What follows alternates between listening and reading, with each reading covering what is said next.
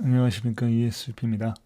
이번 시간에는 국공립 어린이집 위탁 지원자분들에게 정확한 정보를 제공하기 위해서 그 잘못된 정보, 그 현재 어린이집 이런 종사자분들에게 유통되고 있는 잘못된 정보를 바로잡는 그런 시간을 한번 가져볼까 합니다. 자, 일단은 제가 운영하는 사이트는 크게 그 블로그가 있고요. 그리고 유튜브 채널이 있습니다. 일단은 유튜브 채널 같은 경우는 이렇게 구독을 해주시면은 지속적으로 이런 어떤 무료 컨텐츠, 동영상 강좌 같은 것들을 지속적으로 받아볼 수가 있고요. 스마트폰으로 보시는 분들은 그냥 구독 클릭을 하시면 됩니다. 그리고 이제 저희가 운영하는 블로그에서 뭐 이웃 추가를 하시면은 관련 뭐 컨텐츠라든지 포스트 이런 것들을 지속적으로 계속 제공받을 수가 있습니다. 블로그에는 이제 뭐 어린이집 운영계획서 작성법이라든지 뭐 예산계획 관련된 정보, 그리고 뭐 발표 자료, 소견 발표 자료와 관련된 정보들을 계속적으로 포스팅을 하고 있기 때문에 이후 추가를 하시면은 지속적으로 최신 정보를 받아볼 수 있기 때문에 이렇게 해주시면 좋습니다. 팩트 체크라고 해서 그 제가 관련 그 업종에 종사하면서 국공립 어린이집 위탁 지원자분들에게 가장 많이 받는 질문, 그 질문 유형들을 모아서 그 질문들이 과연 어떤 정보와 어떤 위험성을 내포하고 있는지, 또는 어린이집 원장 지원자분들이 잘못된 정보를 그 팩트인 마냥 알고 있는 거는 혹시 없는지, 뭐 그런 부분들을 한번 짚어 보도록 하겠습니다. 가장 많이 하는 질문입니다. 재산이 많아야 합격하나요? 자, 1질문이고요. 두 번째로 가장 많이 하는 질문은 국공립 어린이집 원장이 되려면 조건이 어떻게 되나요? 뭐 이런 질문을 하시는데, 자, 원장 자격증이라는 게 있습니다. 뭐 40인 미만, 40인 이상까지 할 수 있는 뭐 일반 자격증, 뭐 이렇게 좀 구분이 되죠, 자격증이. 그럼 그 어린이집 원장 자격증을 왜 국가에서 왜 발행을 하겠습니까? 이 사람은 지금까지 이 보육 관련된 종사자로서 이만한 역할을 했고 그만한 자격이 주어졌기 때문에 원장을 할 수 있으니까 그 자격을 부여하는 겁니다. 원장 자격증만 있으면은 다 지원할 수가 있습니다. 자, 이 부분은 좀 이따 다시 얘기를 할 거고요. 자, 아무튼 뭐 이런 질문들 가장 많이 하시고요. 두 번째는 뭐 학벌이 좋아야 합니까? 내정자가 혹시 있냐 없냐? 뭐 이런 이야기들. 국공립 어린이집 원장 합격하려면 어떻게 해야 됩니까? 굉장히 포괄적인 질문이죠. 소견 발표 예상 질문은 어떻게 됩니까? 지금 원장 지원 예정자분들이 이런 질문들을 가장 많이 하십니다. 자, 그 전에 제가 이제 최근에 그 어린이집 외 특화된 카페를 만들었습니다. 여기 보시면 알겠지만 원탑이라고 카페를 만들었고요. 이 카페 주소는 이렇게 되기 때문에 이렇게 입력을 하셔가지고 카페에 들어오시면은 저희는 무료로 회원 가입을 할 수가 있고요. 회원 가입하고 나서 뭐 등업에 관련돼서 현재까지는 저희가 뭐 굉장히 까다로운 조건을 부여하지는 않습니다. 지금 가입을 하시면은 뭐 굉장히 유용한 정보들을 여기 받아볼 수 있고, 여기 보시면은 이런 정보들을 다루기 때문에 혹시라도 이런 정보가 필요하신 분들은 저희 카페에 가입을 하시면은 국공립 또는 관리동 어린이집 원장이 되는 데 있어서 굉장히 큰 도움이 된다라는 말씀을 드리면서 막간에 광고를 하고 넘어가도록 하겠습니다. 자, 일단은 재산이 많아야 합격합니까? 이거에 대해서 한번 이야기를 한번 풀어보도록 하겠습니다. 재산은 얼마나 있어야 합니까? 돈이 많아야 합격하나요? 재산 증빙은 어떻게 해야 합니까?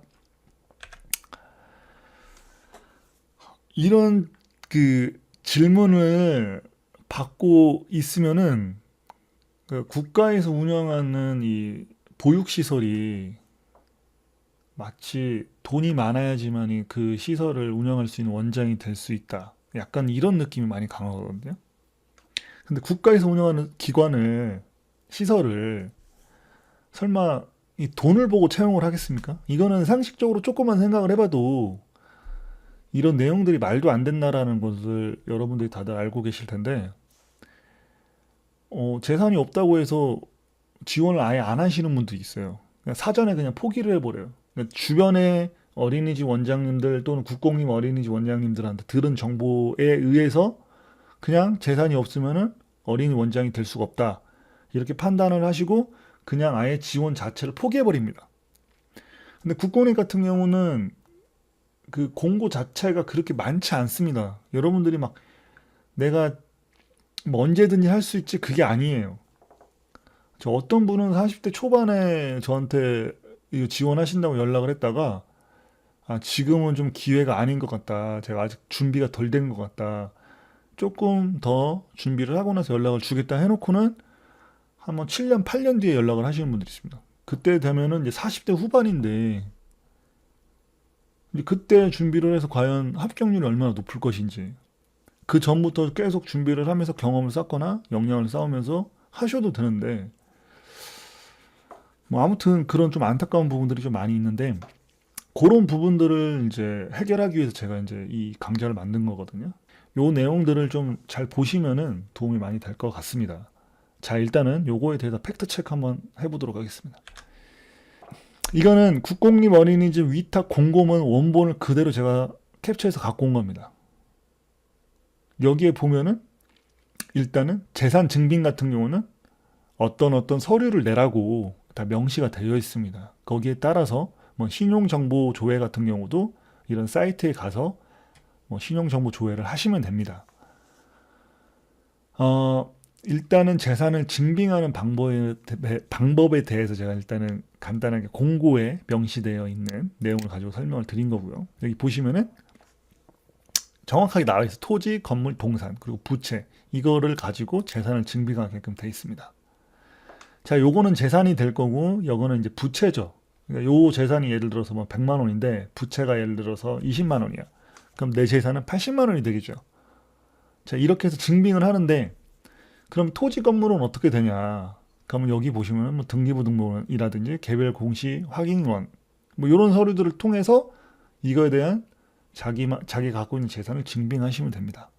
자, 요 부분은 이렇게 설명을 해도 이해를 못 하시는 분들이 있기 때문에 요 부분은 제가 따로 한번 더 심도 있게 또는 좀 디테일하게 다루는 시간을 제가 별도로 또 가질 겁니다. 그때 좀 구체적으로 이야기하는 걸로 하고 넘어가도록 하겠습니다. 재산이 얼마나 돼야지 합격할 수 있냐, 재산이 많아야지 합격할 수 있냐, 이제 그거에 대해서 제 팩트 데이터를 가지고 설명을 드릴게요.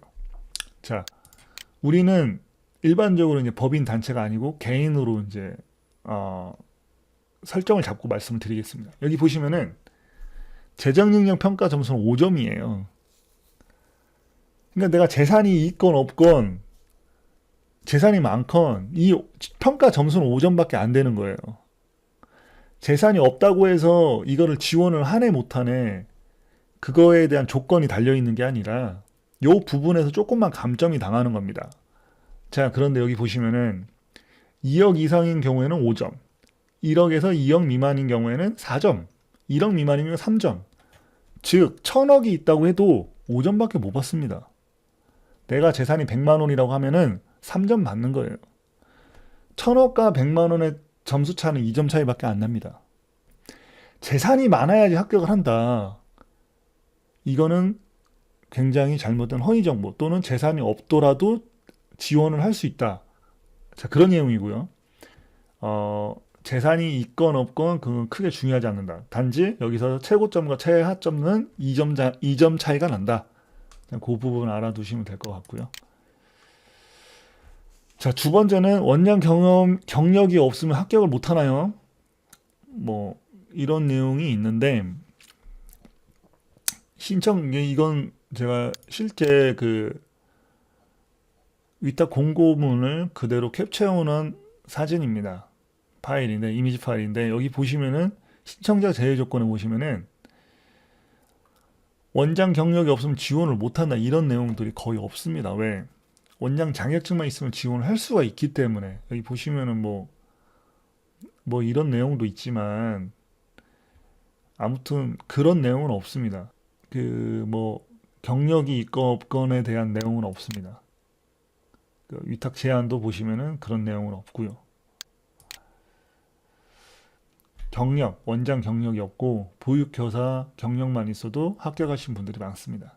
즉 원장 경력이 없다고 해서 합격을 못하거나 지원 자체를 못하거나 그런 건 아니라는 거 팩트 체크하고 넘어가도록 하겠습니다. 학벌이 좋아야 합격하나요? 요것도 질문을 많이 하세요. 뭐 대학원을 다녀야 되냐, 뭐 박사학위가 있어야 되냐, 석사학위가 있어야 되냐, 이런 얘기를 많이 하시는데요. 전문 학사라도 충분합니다.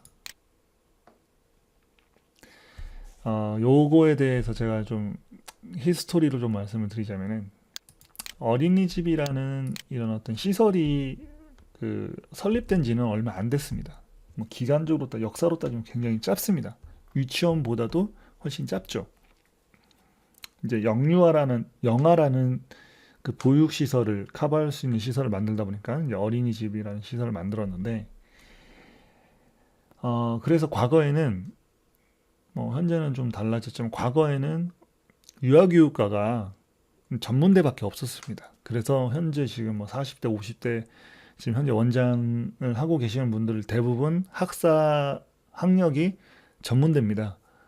전문대인데 거기에서 이제 뭐 예를 들어서 방송통신대학을 통해서 학사 4년제 학위를 받고 그리고 이제 뭐 석사나 박사학위를 밟으시는 분들이 대부분인데, 이게 크게 중요한 건 아닌데 대부분 원장님들이 그렇게 학벌이 좋지는 않아요. 뭐 서울권에 있다거나 4년제를 나오거나 뭐 그런 분들 거의 없거든요. 그런데 왜 이런 얘기가 도는지는 솔직히 저도 모르겠어요. 그런데 평가 항목에도 보면은 이런 내용에 대해서는 없습니다. 여기도 보시면 일반적으로 학벌이 좋지 않다. 이 내용이 그 내용이거든요. 자, 이 이유에 대해서는 제가 뭐 블로그나 이런 데도 많이 써놨는데, 하여튼 그냥 생략하고 넘어가도록 하겠습니다. 요즘 트렌드 자체가 공무원 공기업 같은 경우는 블라인드 채용을 합니다. 그러니까 내가 어떤 학교에 다녔다, 이런 학교라든지 지역이라든지 이런 것들을 아예 쓰지를 못하게끔 돼 있어요. 물론 이제 어린이집도 국공립의 경우는 국가 보조에 의해서 또는 국가의 설립해서 운영을 하는 기관이기 때문에 요 취지를 따라가는 게 맞는 거죠. 그렇기 때문에 뭐 학벌이 좋아야지 합격하나 뭐 이런 내용은 팩트가 아니다라고 생각하시면 될 것 같습니다. 일단은 지금 이제 그 평가 기준표에 대해서 이제 한번 좀 둘러볼 텐데요. 국공립 어린이집 그 심사 기준표가 있습니다.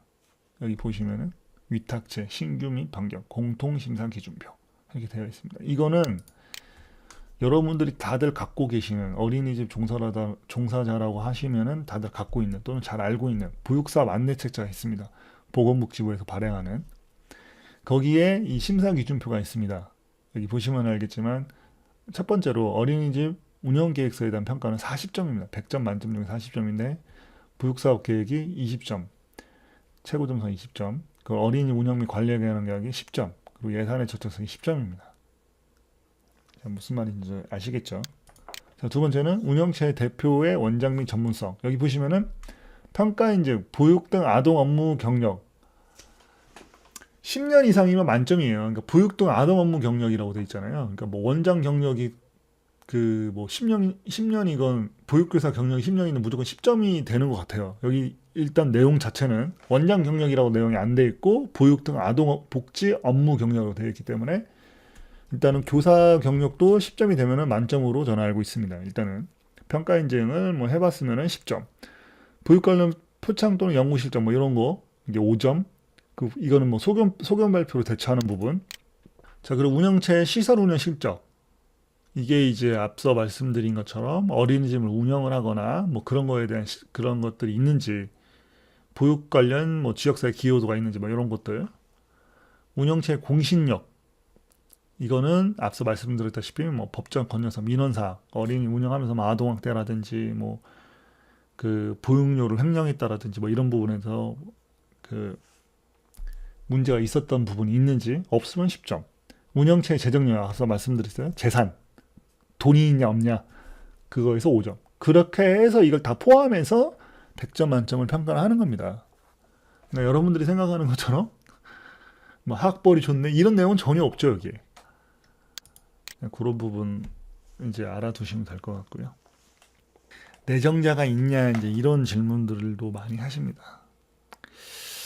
원장 지원자분들이 이런 질문을 한다는 것 자체가 솔직히 좀 마음이 아프죠. 국가기관에서 어린이들을 그것도 영아 아이들을 위주로 한 어린이집 원장을 채용하는 데 있어서 뭐 내정자가 있냐 없냐라는 이런 어떤 찌라시 아닌 찌라시 같은 어떤 이런 이야기들이 돈다는 것 자체가 굉장히 솔직히 말씀드리면 가슴 아픈 일이죠. 이 아이들을 보육하는 그런 그래서 투명한 그런 보육 환경에 어떤 채용 비리가 있냐 그런 내용들을 많이 말씀을 하시는데요. 뭐 제가 말씀드리는 건 일단 관리돈 같은 경우는 많이 있습니다. 그 브로커에 의한 청탁과 비리를 통해서 위탁을 받으시는 분들이 많아요. 그거에 관련돼서 지금 뭐 저한테 이제 뭐 문의 오는 것도 있고 그거에 따라서 형사처벌이 되는 경우도 있고 그렇게 위탁 받은 원장님들도 지금 현재 그 브로커들과 어떤 문제가 돼가지고 전화를 하시는 분들도 있고 일단은 근데 국공립 같은 경우는 그런 얘기는 제가 일단은 많이 듣지는 못했어요. 자 이런 이야기들을 많이 돌다 보니까는 지금 현재 뭐 관리돈 같은 경우도 뭐 이렇게 이야기들을 많이 합니다. 타 업체를 비방하거나 위험 비율 유포한 뭐 이런 로비성 활동들을 경험하면 이제 이런 문제들이 많이 대두다 보니까 공무원 자체가 이런 것들을 명시를 해서 입찰을 합니다. 예전보다는 더 많이 투명해지고 있다. 뭐 요 정도로만 말씀을 드리고 요 부분 넘어가도록 하겠습니다. 자, 요 부분을 좀 이제 집중적으로 좀 보시면 될 것 같고요. 요거 또한 그 위탁 공고문에서 그대로 캡처해서 갖고 온 겁니다. 이게 제가 만든 게 아니고요. 국공립 어린이집 원장을 합격하려면 어떻게 해야 되냐. 요거에 대해서 일단 먼저 말씀드리면요. 차별화된 보육 프로그램이라는 건 없습니다. 그리고 어린이 위탁 그 심사가 항목에도 봐서 알겠지만 어린이집이 어떤 보육 프로그램을 연구하는 어떤 연구기관이 아니잖아요. 대부분 이제 국가에서 만들어 놓은 또는 이런 어떤 보육 관련된 연구기관에서 만들어 놓은 어떤 프로그램을 갖다가 그냥 갖다 쓰는 겁니다. 그렇기 때문에 원장님들이 갖고 있는 뭐 차별화된 보육 프로그램이라고 말씀하시는데 대부분 다 다른 타 어린이집에서 다들 하는 거예요. 그렇기 때문에 그 차별화라는 걸 가지고 어떤 평가라는 걸 할 수가 없습니다. 원래는. 도대체 차별화라는 평가 기준은 어떻게 됩니까? 뭐가 어떤 걸 프로그램을 하면 어떤 게 차별화된 거고 특색이 있는 거고 특징이 있는 겁니까? 그거에 대한 기준은 뭡니까? 솔직히 말씀드리면 코에 걸면 코골이고 입에 걸면 일bor이 뭐 저기고 그런 이야기인 거죠. 뭐 예술 작품이랑 똑같은 거예요. 예술 작품을 놓고 어떤 사람은 그 작품을 굉장히 좋아할 수도 있지만 어떤 사람은 그 작품을 되게 싫어할 수도 있어요. 근데 어린이집 원장을 채용을 하는데 그런 주관적인 생각을 가지고 이걸 채용 평가를 한다는 게 솔직히 말씀드리면 말이 안 되는 거죠. 그러니까 차별화된 교육 프로그램? 차별화가 도대체 뭐지? 이거에 대한 기준은? 이걸 차별화하는 걸 평가하기 위한 방법과 수단은 어떻게 되지? 이게 솔직히 말씀드리면 말이 안 되는 거거든요. 앞서 말씀드렸다시피 이거는 제가 아니라고 말씀을 드렸습니다. 연령 같은 경우는 조금 이제 합격 요건에 좀 많이 부합되는데 제가 최근에 이제 컨설팅을 하다 보면서 느낀 건 뭐냐면은 그 젊은 층들이 많이 합격을 하는 것 같아요. 젊은 층들이. 그러니까 너무 막 나이대가 너무 많아 버리면은 합격률이 좀 약간 저조한 것 같습니다. 뭐 요거는 좀 그 케이스 바이 케이스라서 좀 다른데 참고만 하시면 될 것 같고요. 뭐 오탈 터 없이 서류 만들면 좋죠. 맞춤형 옷이라고 하는데 앞서 말씀드렸다시피 원장 개인의 어떤 성향이나 색깔을 가지고 운영계획서는 서류 평가를 준비하기보다는 그 평가 항목에 맞게끔 준비하시는 게 가장 중요하다. 막 이런 질문 하시는 분들이, 아니 진짜 이런 질문 하시는 분들이 정말 조금 이제 다소 어이가 없는데, 자기가 이제 그러니까 자기가 보육교사 경력이 10년이에요. 그래서 자기가 이제 원장 지원을 해. 그러면 보육교사들을 대부분 이제 5호봉이나 3호봉, 2호봉, 1호봉 뭐 이런 낮은 호봉들을 뽑으려고 하시는 분들이 있어요. 호봉 높은 분들은 자기보다 나이가 많아서 안 된다. 또는 호봉 높은 분들은 인건비가 많이 나간다. 아니, 보육 종사자들끼리도 벌써 이런 이야기를 한다는 것 자체는 저는 솔직히 좀,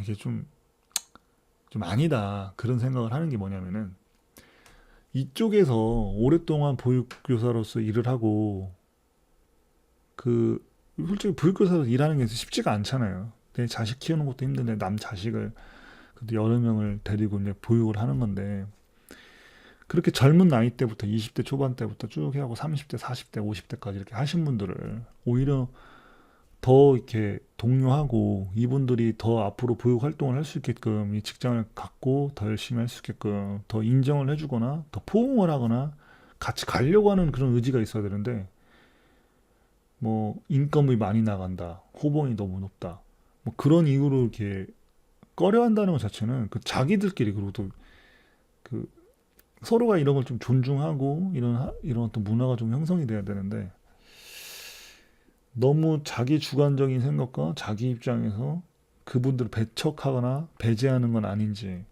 요런 하여튼 요런 문제점들이 많은 것 같습니다. 최근 그래서 그거에 관련된 뭐 민원이라든지 문제가 또 많이 있습니다. 그거를 민원을 제기할 경우에는 그 원장님이 이거에 대해서 어떤 제재를 받는 걸로 제가 알고 있거든요. 그거에 대해서는 제가 다음에 이야기하는 시간을 가져볼 거고요. 일단은 요 정도만 하겠고 그리고 마지막에는 봉사정신, 희생정신, 선한 마음, 청렴한 직무수행 뭐 이런 부분들을 일단 많이 보는 게 중요한데 평가 항목에도 보면은 이런 항목들이 많습니다. 뭐 지역사회 기여도, 봉사활동 점수, 표창 받은 거 다 이런 게 이제 이런 내용이거든요.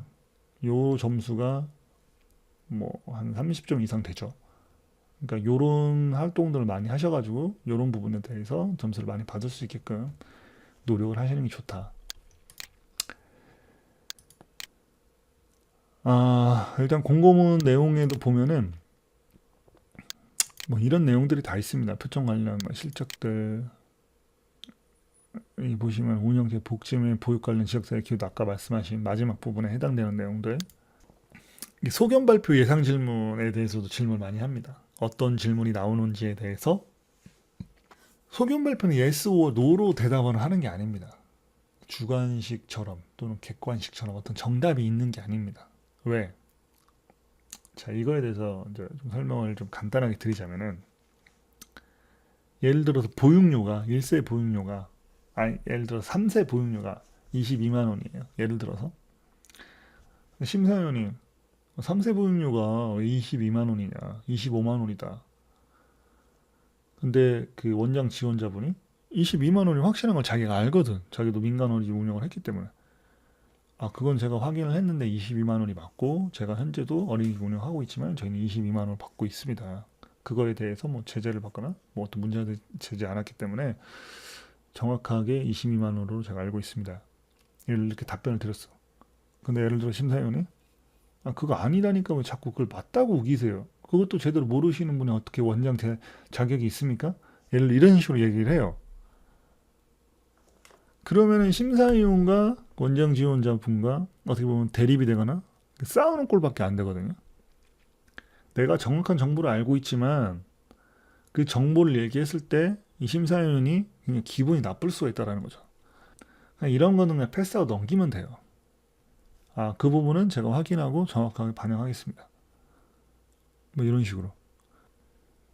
어떤 정확한 대답을 하기보다는 정확한 대답을 해도 문제고 정확한 대답을 하지 못해도 문제입니다. 그냥 이 부분은 그냥 유두리 있게 넘어가시면 돼요. 앞서 제가 말씀드린 왜 그런지 그 상황에 대해서 말씀을 드렸죠. 그리고 인성과 자질에 대한 부분들을 또 많이 보기 때문에 이런 부분들이 그 발표를 통해서 어필이 될 수 있게끔 발표를 하시는 게 가장 중요합니다. 자, 이 부분은 제가 나중에 별도로 또 한번 심도 있게 다루는 시간을 가져보도록 하겠습니다. 세입 세출 계획 그렇게 중요한가 이 부분에 대해서 이제 조금 말씀을 드리도록 하겠습니다. 조금 이제 차분하게 진행을 하도록 하겠습니다. 일단은 제가 그 위탁 관련된 컨설팅을 하다 보면은 그 많은 원장 지원자분들께서 이제 소견 발표를 마치고 나서 그 후 이야기를 이제 하시는 것들을 보면은 예산 계획에 대해서 심사위원들이 질문을 많이 한다고 이렇게 좀 정보를 받았습니다. 제가 이제 이 관점에서 말씀드리자면은 그 세입세출 예산서라는 계획서를 제출을 하잖아요. 일반적으로. 그런데 일단은 그 시에서 제시하는 공고문 자체가 세입세출 예산서를 짤 수 있는 정확한 데이터를 제공을 하지 않습니다.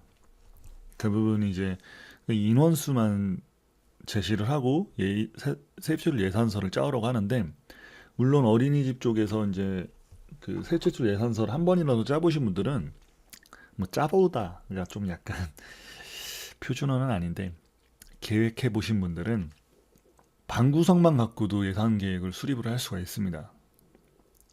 그래서 이제 그걸 가지고 예측된 데이터를 가지고 이제 예산 계획을 수립을 하는 건데, 자, 일단은 방구성이라는 것 자체는 우리가 원화 모집을 해보지 않았기 때문에, 또는 그 지역 환경이라든지 그 지역에서 원화 모집이 어떻게 될지 모르잖아요. 그거는 우리가 실질적으로 오픈을 하고 원화 모집을 해봤을 때, 아, 이렇게 원화 모집이 되는구나. 그럼 그 상황에 맞게끔 융통성 있게 방구성이라든지 이런 전체적인 것들 세팅을 다시 해야 됩니다.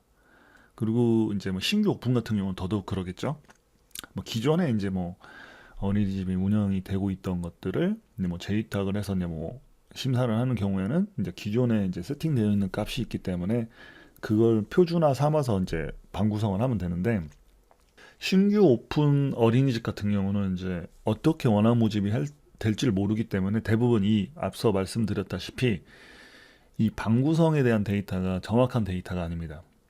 또한 국공립 같은 경우는 국공립 인건비 기준 호봉표가 있잖아요.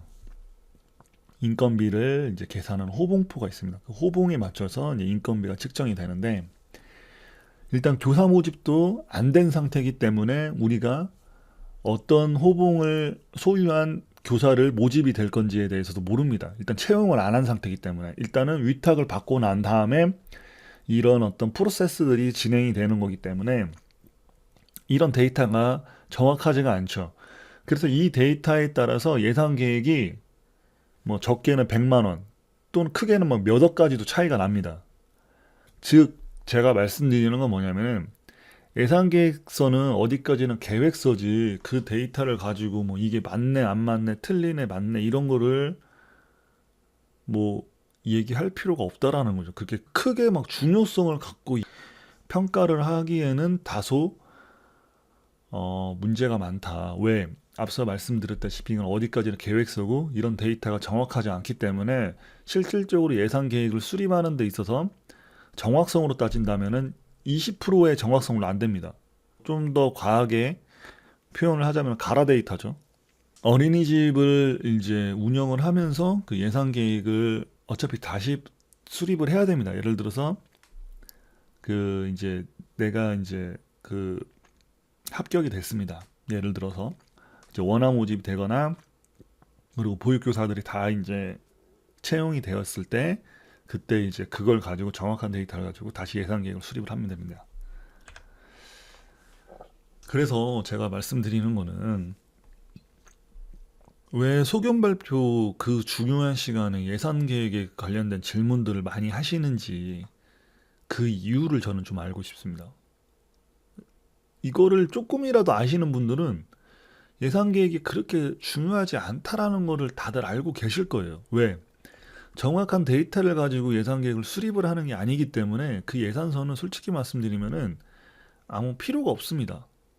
또한 거기에서 만약 예를 들어 잘못된 예산 계획이 있다고 하면은 크게 뭐 예를 들어서 큰 아웃라인이 있는데 그거를 모른다고 하면 문제가 되겠지만, 그 뭐 세세한 것들이 얘들이 문제가 된다면은 그때 그거는 예산을 운영하면서 그때그때 정정을 하면 돼요.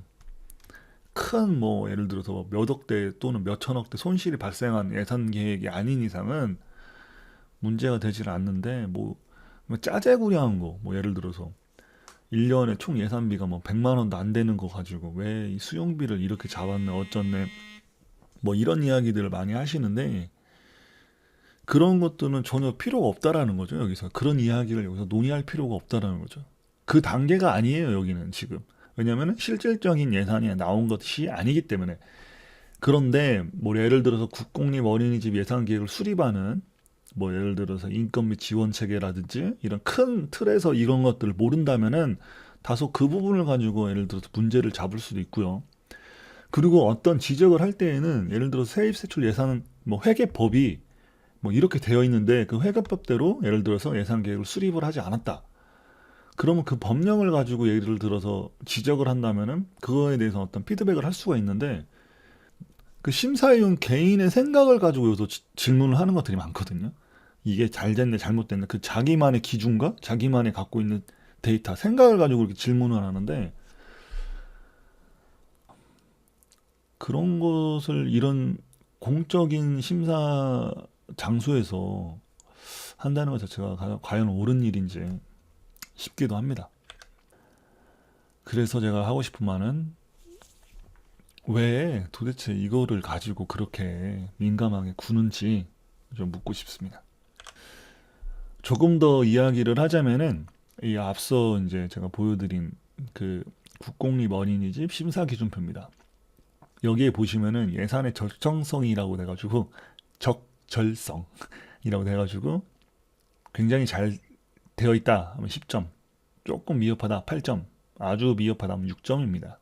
여기서 평가를 해서 조금 미흡하다 자기들이 생각했을 때는 뭐 8점 주면 되고 6점 주면 되고 이렇게 해서 평가하시면 돼요. 이걸 가지고 뭐 소견 발표에서 질문을 할 필요는 없는 겁니다. 왜? 자, 예산 부분을 여기서 평가하면 소견 발표는 여기 따로 평가 점수가 있어요. 그러니까 이 평가표대로 진행을 하셔야 되는데 소견 발표로 종합적인 평가를 해서 뭐 10점 만점 이렇게 뭐 점수가 되어 있잖아요. 여기 보면은 뭐 이런 내용들 요거 가지고 평가하시면 돼요. 여기까지도 뭐 넣어가지고 중복적으로 평가를 하거나 뭐 물론 이제 이 부분에서 뭔가 문제가 됐을 때 물어볼 수는 있지만 어 높이 그 가산점을 잡아서 요것만 집중적으로 평가를 한다는 것 자체가 평가 항목이 다소 어긋나는 평가가 아닌가 한번 생각해 봐야 되지 않나라는 생각을 하면서 마치도록 하겠습니다. 앞서 말씀드렸다시피 저희가 이제 국공립 관리동 위탁민 입찰에 대한 전문적으로 운영하는 카페가 있습니다. 커피숍이라고 할 뻔했네요. 커피숍은 아니고 카페입니다. 뭐 카페라고 해서 커피를 팔거나 그러지는 않고요. 뭐 요런 그 정보들을 저희가 제공을 하고 있습니다. 그래서 이 카페에 오시면은 다양한 정보들이 많이 있기 때문에 여기 한번 들려보시는 것도 나쁘지 않다라는 말씀을 드리면서 마치도록 하겠습니다.